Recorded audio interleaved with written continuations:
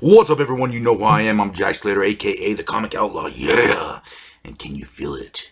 It's Hulk month.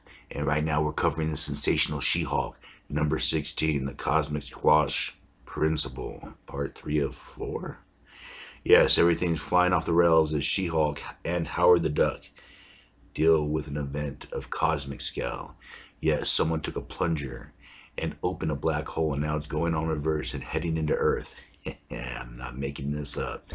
We about to go downtown in the world of weirdness.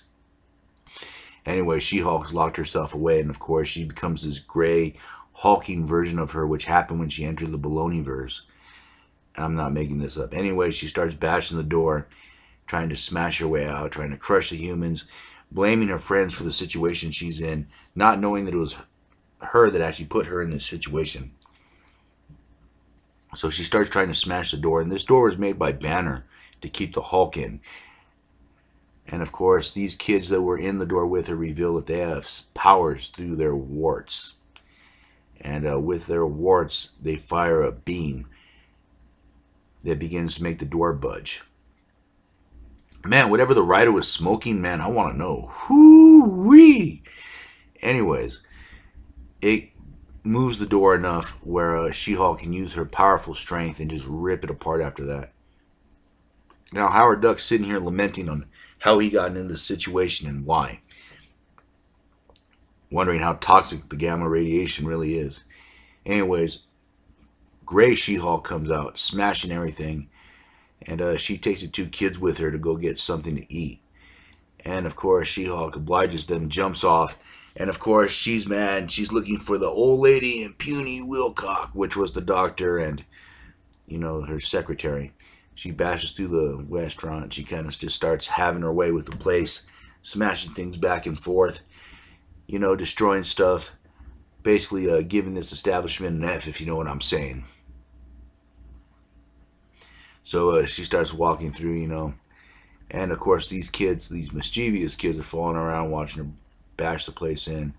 She ends up in a pool area, and she kind of gets woozy, I guess from the steam or something, passes out, hits the pool, and as the kids, Wilcock and everyone come up, She-Hulk emerges, but she's gray, and she's Bucky naked.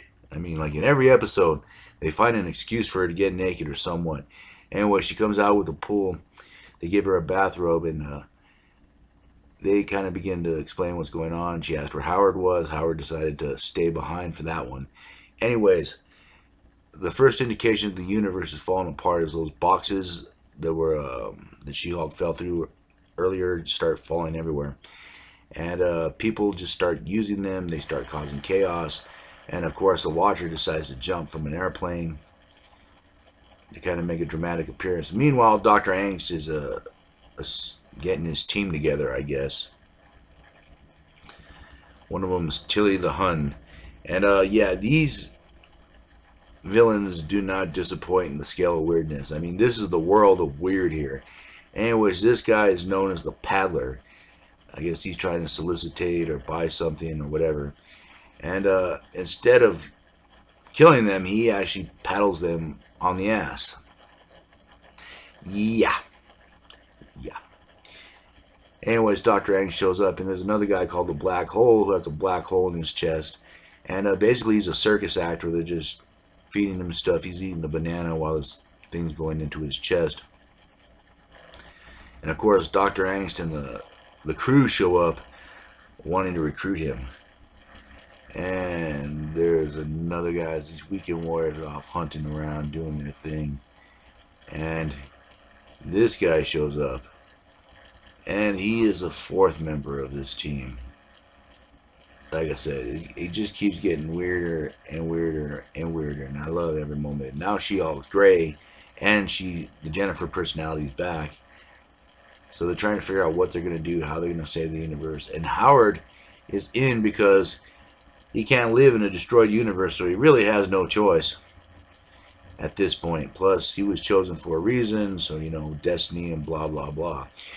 Anyways, they're flying off in their car, and this is where they kind of recap. Howard just wants them to play some music before the scientist goes off on some story about his life, which he does not want to hear. The news kind of reads on what's going on, that it's getting from bad to worse. All these dimensions, all these things are popping up, and Howard's just like, oh, I'd rather just smoke.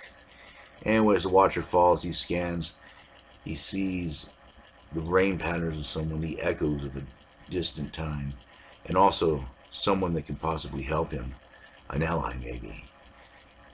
And as they see the critic, he flies away. And he ends up to going to that man in the wheelchair, the one that became Count Drac. And he basically just touches his head and absorbs all the information. Now, 50 years ago, apparently there was a scientist, there was a geneticist, he was working on different stuff. And this ape came in, attacked, and threw the dog into some chemicals or something like that. Ended up turning the dog super. He bit the ape in the throat, ripped his throat right out, but he also killed the dog. The scientist, wondering what's going on, ends up hearing a car crash. A dude comes out, and his way of helping him is taking the DNA from the dog's brain and injecting it into him. Not knowing exactly what it would do, but hopefully it'd be enough to save this guy. The mobsters come in, ready to finish the deal, and he turns into this vampire-like creature that rips people apart. He tried to save the scientist, but he ends up having a heart attack. So he was able to never get a cure for it, so he's just been living with it since. He turns back and forth. His body's still aging, but in that form, not. So these guys are flying around trying to decide what they're going to do, how they're going to find the source, and basically just regrouping. When all of a sudden, a portal pops up right where they're driving, and they end up passing through it. You think with a car like that, it would have some really good brakes, but no. Anyways, they fly into a different universe where all hell is breaking loose.